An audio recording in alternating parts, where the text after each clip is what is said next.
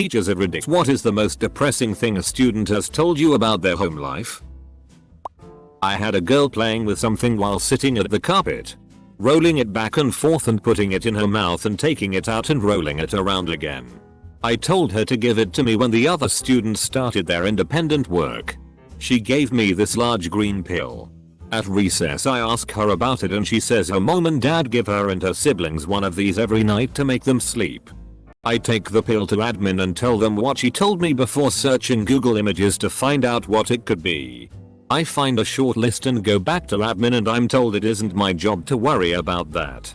I try several times that day to get answers and they say they think it's melatonin, so stop overstepping my place. This girl and her siblings are in and out of foster care and come to school with no food and filthy clothes. She came to school in a sweatshirt covered in dried blood 3 days in a row. Her parents wouldn't even sign the papers to get the kids the free school lunches. I forged the mom's signature every month. Had one young man who had strange round markings on his arms I couldn't figure out. Looked little bit like vaccine scars. Figured maybe some scarification thing from his culture I didn't know about. Live in a melting pot country. We had a pretty good relationship. So I asked him. Nope. Cigarette burns from when he was a baby that had grown up with him. Every week, I'd let students earn raffle tickets which would potentially allow them to choose a prize. Such as bringing in a show and tell or picking a prize from my treasure chest. Anyways, one day, a student brings in her favorite doll. This led all the girls to start talking about their favorite dolls. One student privately tells me that she never had a doll before. This made sense because the child was homeless, wore the same dirty outfit nearly every day, often stole from teachers and classmates because she became adapted to survival of the fittest mode. And her parents were out of the picture. That night I went to Toys R Us right after school. The next week I made sure this girl won a prize and stocked my treasure chest with a brand new teacher and student Barbie set.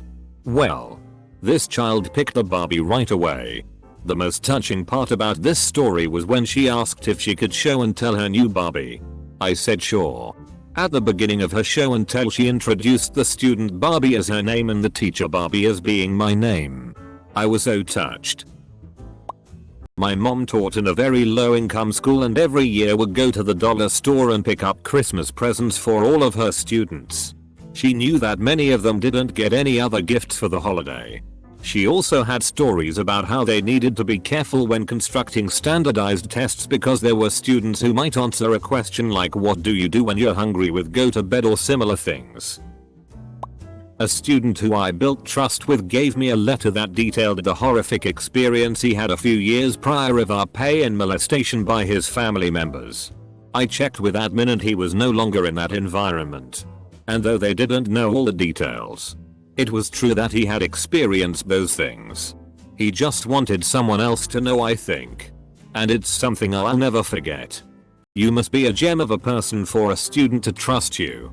I wish I could tell my teachers, but in my country people don't like mental health issues and the CPS, our country's CPS, doesn't even take care of the kids. I wish I'd just sleep and not wake up. My teachers don't know because I always joke and laugh around them. If you see a student that laughs or jokes too much, there's a 80% chance they hate's existence. I work with significant disabilities and autism in an elementary school and we have one student who at the end of the day when we say it's time to go home almost always piped up time to go home and to bed. Double quote. We get out of school at 2 p.m.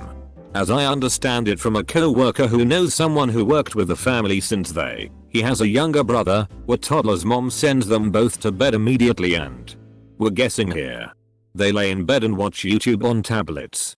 The younger brother actually has mild leg deformities because he was never allowed out of his crib to walk as a toddler, so his legs are bowed. And before someone asks, no, this is not enough for CPS to do anything. 5-year-old girl was crying at the lunch table. I tell her she's going to see her mom soon and it's okay. I don't know her very well at this point. She goes, my mom's in jail. So I quickly go, your dad. Then. And she goes, he's in jail. 2. Her twin sister says, We live with our grandma. I'm about to cry at this point, so I ask if they need anything. Can I get them anything? They ask for candy. I always carry caramels in my purse because these are safe candies and the kids love them and know I have them. I gave them each a handful of caramels and sat with them until their grandma came an hour later. We colored together. They each saved caramels for their grandma. I'll never forget those two little girls. It was my first year teaching and the holidays were approaching. A second grade student asked me why Santa visits everyone else's home, but skips hers. On Christmas Eve, my father and I played Santa. We dropped off gifts at their home for each child, with of course the permission of the legal guardian's parents were in jail. When I was in second grade, my principal called me into his office one day just to ask me how many siblings I had. I was confused. And when I told my mom, she just assumed it was a question for the free lunch program. But that Christmas Eve my principal dressed up as Santa and dropped off 2 trash bags of toys. My mom cried. Because she and my dad had no money that year. I promise you, those presents meant a lot to those kids. Because they meant so much for me. Keep doing what you do. I gave a student a hard time for being absent for a week and she told me that she had to stay home to take care of her little brothers and sisters because her parents got extra jobs. And this kid was a very honest person. That was sad. Honestly, any K-12 student who misses a week worth of classes, it's very likely cause of their parents' situation. Not them individually. Second might be being very sick. They're not often the cause of that kind of occurrence. Once a teacher gave me a hard time for being absent and late for like 1 month. Later in class they yelled at me in front of everyone and said that if maybe I'd show up I'd know the material. That day I couldn't stop crying at home just thinking about the embarrassment. Hit me up and just broke me. My parents found out and got me removed and he got a stern talking to. He found out I was on the edge and in severe depression and self-harm. I also took care of all of my siblings because my parents had to take on extra jobs and were never home. Please never judge a kid, especially if you don't know their circumstances. Circumstances like this are why I get upset when people proudly say that only hard work matters for your success. Even if you come from a bad start. Just work hard. Fucking idiots trying to feel better for being in an entry-level position at Walmart for 5 years and hoping that magic will happen soon for them. Because they show up at work after all. Not realizing why someone can't even compete for their $11 hour full-time job because that person can't afford childcare to work full-time. F-king crabs in a bucket. Coming from being raised in a collective culture, I despise individualism and the piece of the pie mentality. It's the tide lifts all boats and you are all drowning because you can't build a boat together. Suckers. The USA is very lonely. Random rant over. I feel awful for that kid having a bad start in life. Got a message today about why a student could not come to class yesterday. Sorry, I couldn't come to class. There were gunshots right outside my apartment and I thought I was going to die. The police did come eventually and I had to give a statement. I will get the work from yesterday done today. Thanks. Apostrophe. Yeah, you get that extension. Yeah. Sometimes family emergency means a long sad story that nobody wants to explain while calling in to explain why they're missing class. Like today, my stepson had a family emergency and missed online school because he ran away from his bio mom's house last night. She was her usual controlling and abusive self all day yesterday while he tried to attend online school. Stabbing her nails into his scalp so his hair hides the marks. Screaming swears. And even taking the computer away from him during class for timeouts. And apparently the last straw was making him look at her and talk to her while she took a bath. He's 13 years old. And I can't exactly scold him for deciding he's tired of being forced to look at his mother's tits and bush. And trying to walk the mile down the road to his dad's house instead. CPS only got involved long enough to give him a card for a program that'll let him live with his elderly grandparents for most of a year. But insisted he go back to his mom's house today. Ugh. Not a teacher, but I remember from high school, I told a friend I was proud of him for his work outside of school. He teared up and thanked me because he hadn't been told someone was proud of him. I imagine that he couldn't remember another time. Also, his dad was a real DCK to him. So it's possible he'd never been told that before. That hit me right in the feels, and I don't think I'll ever forget that. My mum used to work with kids from a gang background. And it was crazy this sort of thing that would come up. One time this young guy living with us had a very minor issue. Maybe took something and broke it. And mum asked him to apologize. He absolutely flipped out. Screaming and swearing and ran out the door. He didn't come back. We heard he went to Juve. And one day a letter came. They taught him to read and write. And the letter said how his dad had raised him never to apologize. That saying sorry was weakness. And had beat the lesson into him. But in the letter he thanked mum.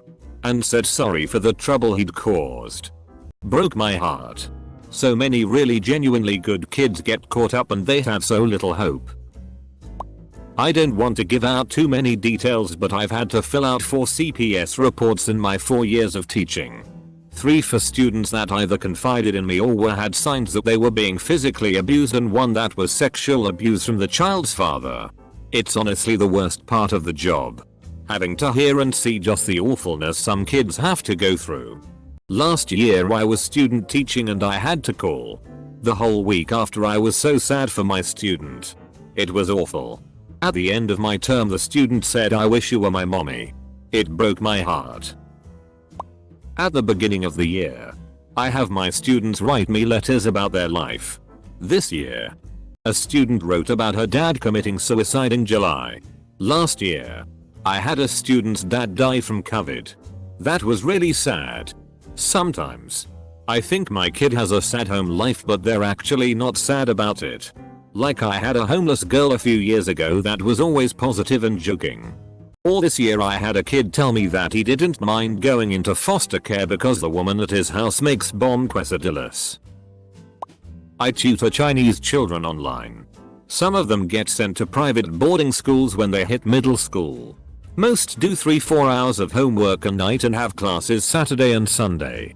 One boy is 11 years old. When I ask what he does for fun, his only response is homework. He doesn't play video games or watch TV or movies. His parents force him to study and read all day. Every day. The only time he plays with other children is when they eat lunch or have PE class. I have some other students like this. But they live at home. Some of my kids are taught that the cinema is a waste of time. Video games and cartoons are bad and they need to study all weekend to get into a good university. The children can be like zombies. It is difficult sometimes seeing them have no joy. One girl said the highlight of her week was that she didn't get assigned a lot of homework this weekend. Not a teacher but a student. I was absent a lot but always handed him an excuse note the next day. One day he came to me with all of them and told me that none of the signatures matched and therefore had to be forged somehow. I told him it was because sometimes my mom was really tired when I get her to sign it. In reality, sometimes she was too high to hold a pen and could barely scratch her name for me. Anyway, by the end of the school year it was very obvious to all my teachers that my mother had a drug problem. And when he took his proof to the office, they informed him that my mother had called in every one of my absences. He apologized the next day.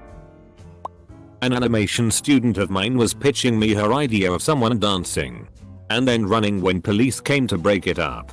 When I didn't understand why she started running, the student explained that women dancing in public in her country wasn't allowed.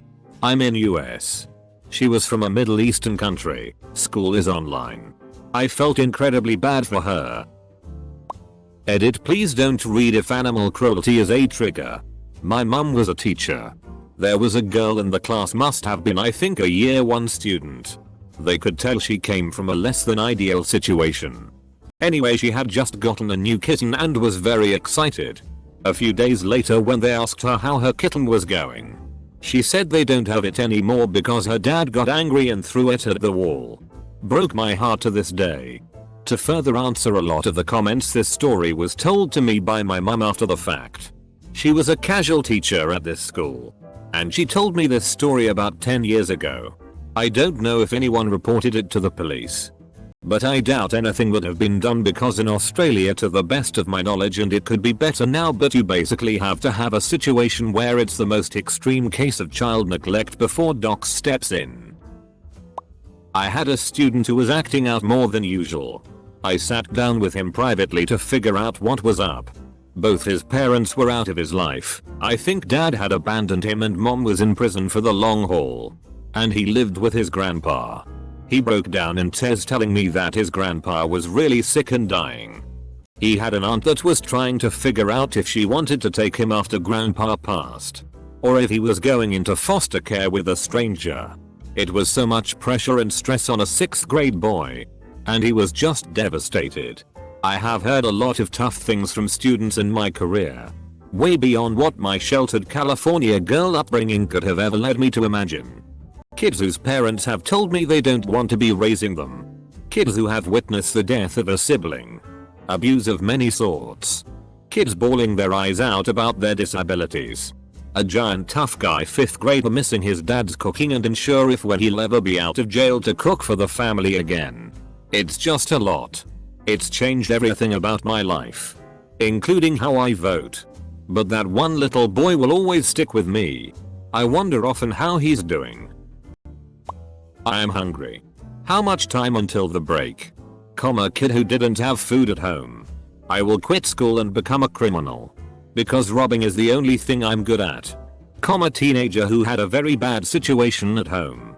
My son started school in September and doesn't eat breakfast, his choice, and won't eat the snack, fruit, so he's always starving by lunchtime, and it honestly worries me that the school will think he's not being fed at home. Edit. Trigger warning. Death. My daddy hurt my mommy real bad and now I can't see them again. Do you know where little brother is? Double quote. It was a double murder suicide. Her mother tried to shield her son with her body and was stabbed by the drunk father multiple times before he killed the boy and then slit his own throat. The room was supposedly a splatter gore fest. The bodies were discovered when a neighbor dropped the little girl off at home. The girl never saw the bodies. Luckily enough, that was the poor neighbor, and she was sent to school the next day to have a sense of normalcy while her uncle dealt with everything. It was the 5th year in succession where a student died a violent death in that school, thrice from the same grade. Everyone was traumatized. I changed careers. A few weeks ago one of my online kids had a band-aid on her left temple, so I asked what happened. She said my mom was angry with me and threw a pencil and it stuck in my head. With blood. I haven't used a fork and a knife in ages. I worked at a group home for kids removed from their parents' care. The kid was completely raised by the TV and was 10 years old, eating all his meals with his hands. He never ate with other people. I taught a year 7 kid, 11 years old. He once stole a burger. I sat down with him to find out why. Turned out his dad had ran out. His mum was drinking herself into a coma to cope and the kid had turned to selling drugs to afford food. But hadn't done well that week, so earned Joe money for food. Luckily CPS got involved to help the poor kid. Edit. To add mere context, now I have a little time. The kid doing this was a good kid. Wanted to be a doctor. He got involved with selling drugs as on his estate there were always some lads hanging around. They knew that his dad had left and that his mum was drinking herself to an early grave. He said they took pity on me and bought me food. Unfortunately, he didn't know this is a tactic gangs use to get you in. About a week or so after it started, they started asking favors for the food. Take this parcel here, hold this parcel for us. Don't let anyone know about it, etc. Until eventually he was stood on the street corner selling drugs. Speaking for my girlfriend, who is a special education teacher, but one of her students' parents lives in their car. So obviously the student does as well. My girlfriend has to talk to CPS almost weekly to make sure everything is okay. It's sad, but the parents really are trying their best. And CPS can't do anything because the girl isn't necessarily neglected. Her parents just can't afford a home. Then there are the multitude of students that have been abused in a myriad of ways and have to explain it to the teachers. It's extremely depressing and sad. and drives a lot of their behavioral issues. Further, just the swear words and things they say that they had to have heard from home. Many of her students are non-verbal and can only relay what they hear. Things like, "Fuck you. You stupid cunt." So I can only imagine what is going on in the kids' lives to know how to say that. I don't know how she does that job, but I certainly admire her for it. No way I could deal with those things every day. Lots of sad stories. I was one of those students. School nurse saw markings on my back and asked what they were. I told her I got beat at home, which I did for the smallest mistakes when not living with my dad, who often went to rehab. Cop came and checked my whole body for more marks, then social workers showed up while I was babysat by a nice old couple. Nothing ended up happening, but I definitely got in trouble and received different types of punishment that didn't leave marks on me. I taught in an area with high gang violence. My first grade student was telling me about his family and said my daddy got shot. Another kid heard him from across the table and said my daddy got shot too. These were two of the smartest first graders I've ever met. And it devastated me to think of their future as children of color in a gang-ridden, impoverished city. One teenage girl once told me that she was sad and feeling ashamed because she wanted to sing in the shower and she couldn't. Muslim family with negative views about music. It stuck with me. So surreal to be deprived of such a simple and innocent pleasure. Son of conservative Muslims here. They've beat me so much. I'm forgetting small things. At age 15. The trauma is so much that every time mum yells at me, I want to hurt her. Like she hurt me. Yeah. And if you think that's bad, I get death threats by my own mother. Whoa. She loves me so much. And she wonders why I hate religion. Every second of my life I'm either doubting myself, exhausted, extremely forgetful, and want to sleep and not wake up. My mother just thinks I like sleeping. I shouldn't be sad I'm suicidal. I should be grateful to God for creating me. Thank you, invisible sky dad. I'm also bisexual, and if anyone was to know, I'd be raped and tortured. The police would help torturing me. Wow, such an accepting and peaceful religion. It only wants to kill and murder people like me. No worries. Not about home life. But I work at an early childhood school. We had a lockdown because a homeless person got into the building.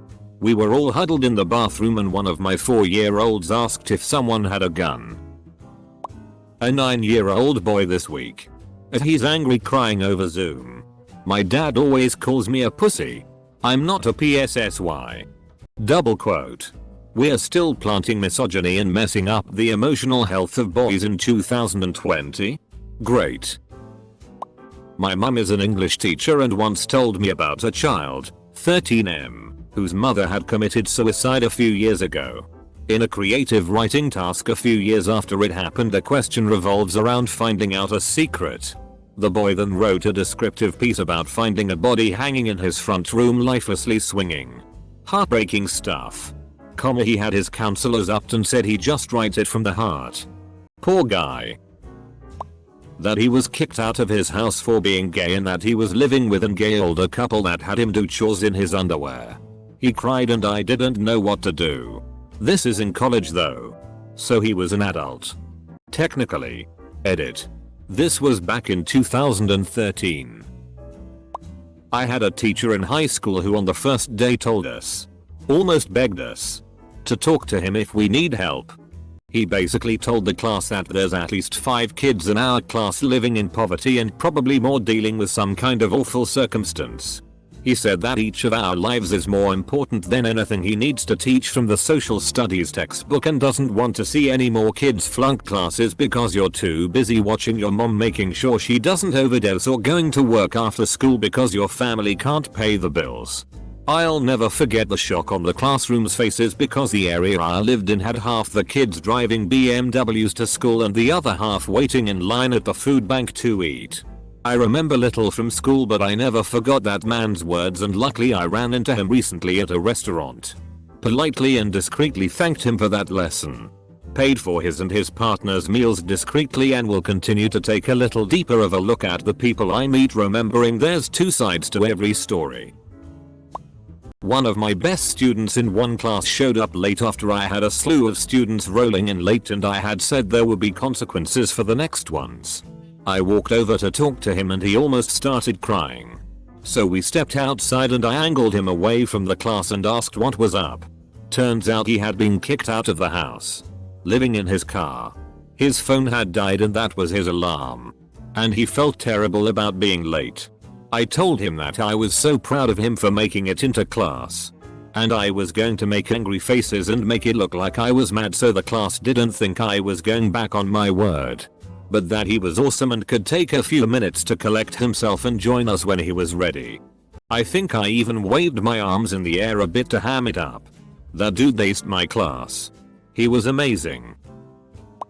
I teach at a community college. I've had a student who was pregnant as a sophomore in high school. The father was 25 and had taken advantage of her. Very shortly after she found out about her pregnancy, her mother died. She did not know her father because she was underage. The a-hole 25-year-old was given custody of her and her unborn child. He kept her from leaving the house and was abusive for years. She never finished high school and spent a lot of time locked in the basement. After some encouragement from a friend, she tried to sneak out while he was at work. He came off schedule and saw that she was leaving and beat the shit out of her. He would have killed her. But the asshole's brother showed up and stopped it. She got out and had a friend that helped her. Now her daughter is 16 and is pregnant and smoking meth. She recently left to go live with her dad, the a-hole. I taught robotics after school at a private school that fed into more prestigious, expensive private schools. I had one student in 3rd grade who absolutely hated Fridays. He hated them because after robotics ended at 5, he would go to test prep school for 3 more hours and wouldn't get home until about 8:30 p.m. and then do more test prep for at least 3 hours a day on the weekend. His other weekdays were filled with piano lessons from a teacher he hated. He told me that he absolutely needed to go to Harvard or MIT, his dad's alma mater. He ended up getting into his first choice school, but was disappointed he scored a 98 instead of a 99, perfect score, on the entrance exam. Probably not the most depressing thing about a child, but I felt bad knowing that his entire identity would revolve around being good at school. Taught at an inner city charter school.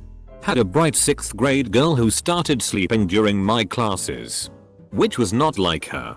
When I asked after school what was up, she told me that her family, her 2 younger sisters, and crackhead mom, moved into the homeless shelter, and the last time she slept through the night, all their stuff got stolen. There was a guy from my school who was doing well in his classes, and sociable, sharp and funny. Then I ran into him last year and it was like he was a different person. I asked one of his friends what happened and they didn't even know. They just said he gets really anxious now. I just felt kind of bad for him after that. I wonder what happened. When I was in sex ed class in 7th grade during Q&A time, a girl asked a question. And through that it was discovered she was being sexually assaulted by her dad. He ended up going to jail over it. But you could tell that was a super awkward moment for the teacher, considering the whole class found out at the same time. There's a kid in my class who has told me that when he goes home he is straight on his Xbox all night till he goes to bed. He doesn't have any idea about what his family get up to while he's on it. He doesn't care. He gets his dinner brought to him. This kid is a normal child, but he's one of the lowest attainers in the class because he does no reading or maths or even talking when he gets home. He also really struggles with his friendships in class. No, he's not on the spectrum. All he does is Fortnite. He seems happy enough, but I find the closed-offness of his young world so depressing, and I can't imagine it's going to help him later in life. It is not how I want to parent my children as they grow older. I'm not a teacher, but I overheard one of the students in my class talking to a teacher about something at home.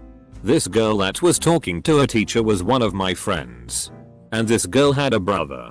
I hadn't seen the brother for a while, so I decide to listen, and I hear something along the lines of her brother passing away after suffocating underneath snow. We had 3 days off of school for snow days earlier, and I had never felt so bad for anyone in my life. Had a student one time whose birth mother, who had to give her up due to addiction, passed away during the middle of the school year. We were on the school bus passing by a graveyard on our way to the field trip. She said, "Look, MS. Mia. That's where my mom is buried." First grade. I tutored at a children's home. One of the girls had a severe intellectual disability, and at 14 was doing grade 1 work to fit in with the other kids. I was helping her learn her letters when she asked if I wanted to see her baby.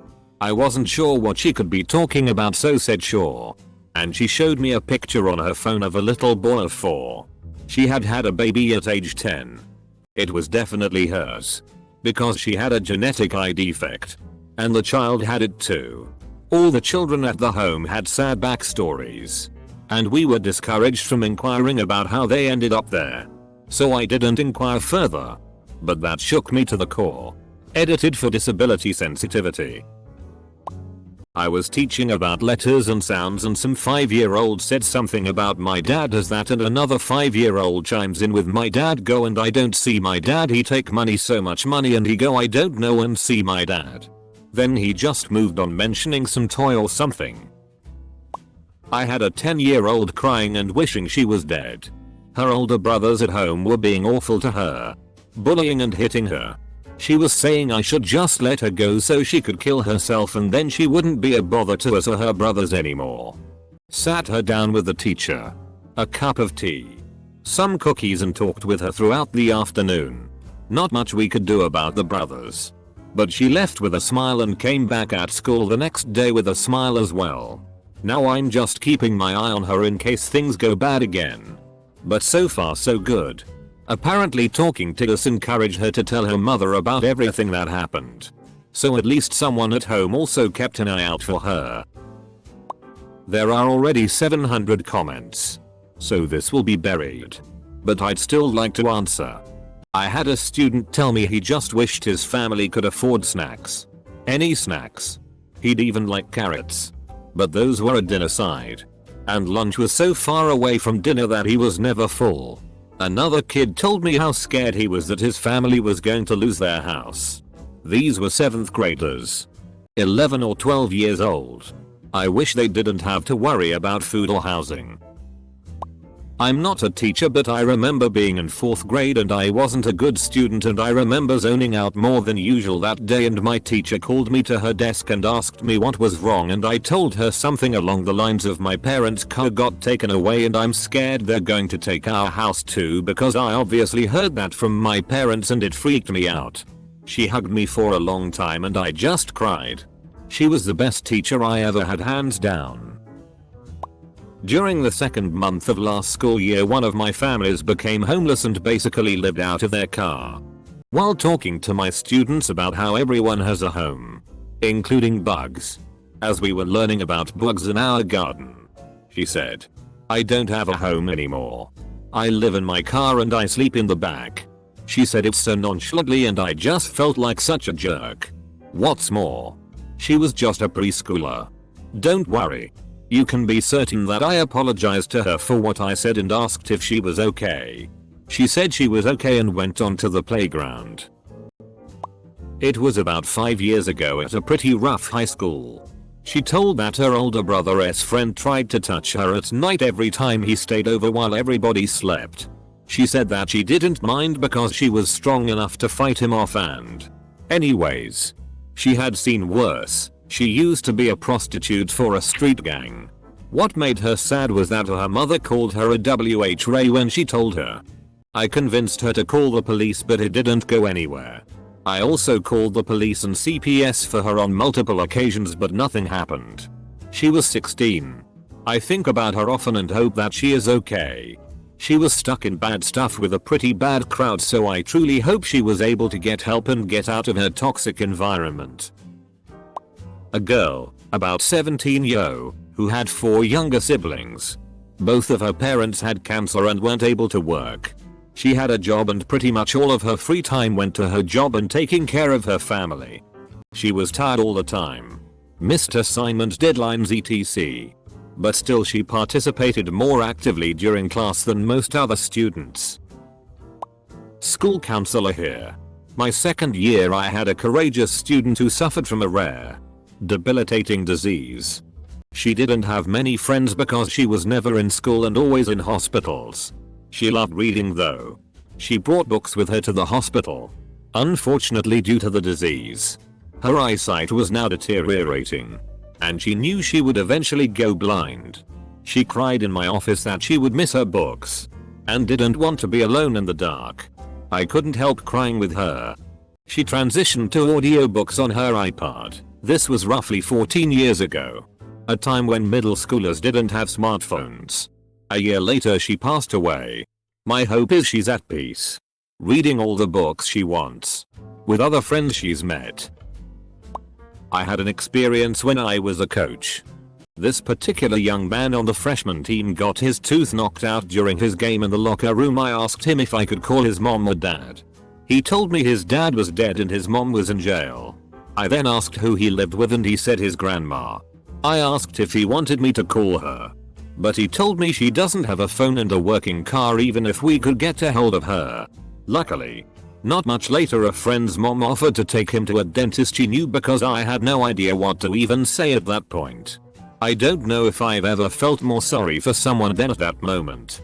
A couple years later on he played for me. I was a varsity coach, and by that time another family in our community had taken him in and he was a great kid to coach. I saw him about a year ago and he's still in college and is also holding down a really great job. It makes really happy to think about how well things have turned out for him despite all the hardships he had to overcome. Right now I'm super struggling with a student who wants to do well. Comes to advisory. Gets a bunch done when he comes to class. But he doesn't attend most days. And when he does, his baby sister is on his lap. His mom has a baby last winter and she works 2 jobs. This student also has a near full-time job. It seems like he is the primary caretaker of a 9-month-old. I sent him an application for a year-long daycare scholarship but I don't know if he can get mom to fill it out. My mom is a retired kindergarten teacher in a rural district in the Midwest. A lot slides there. In her 35 years of teaching, retired early with full benefits. She had to report 3x. There was never a lot of follow-up knowledge needed. So unclear if successful or not. She saw some badge T and it makes me sad because she gave those kiddos everything. Seeing them fail, especially if related to trauma or mental health, breaks my heart.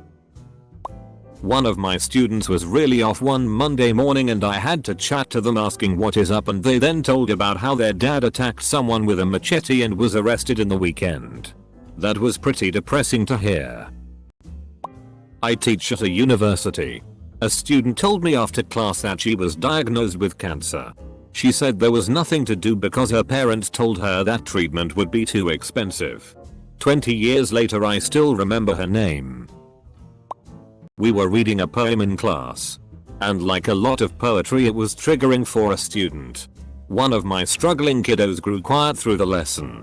After class, I asked if she was okay. She said, "You can't handle what I have to say." I said, "You'd be surprised at what I can handle," and left it at that.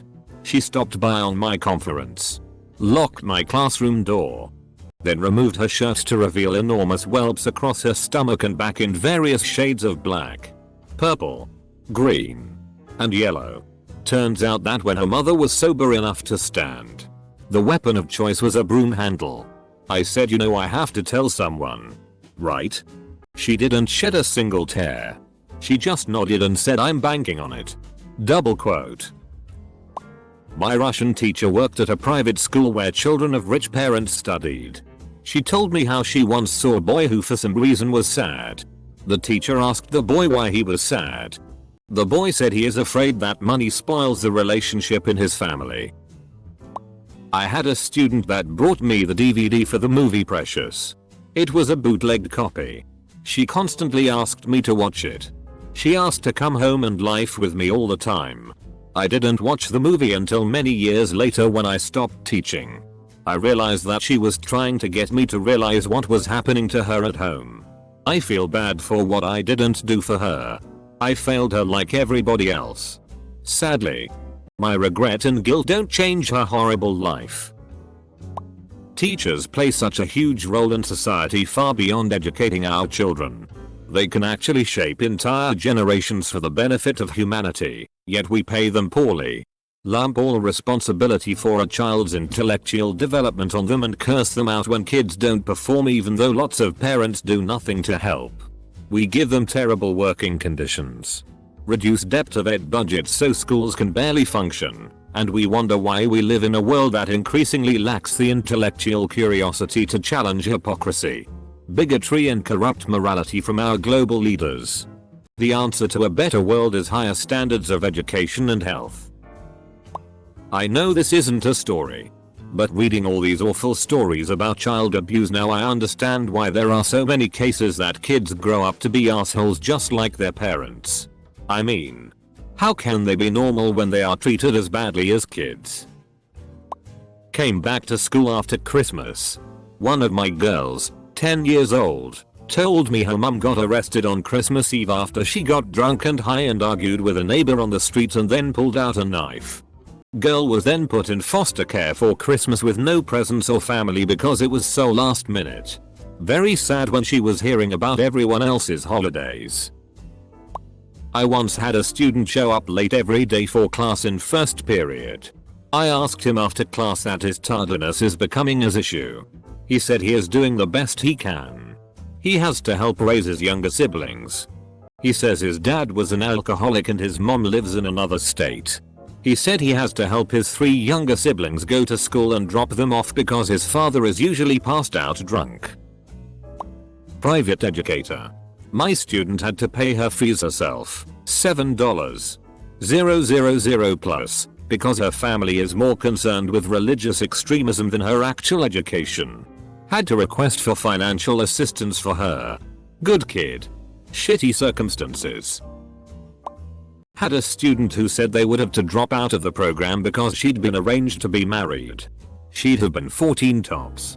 Had another who had to drop out because they needed to work at the family store because the father went away.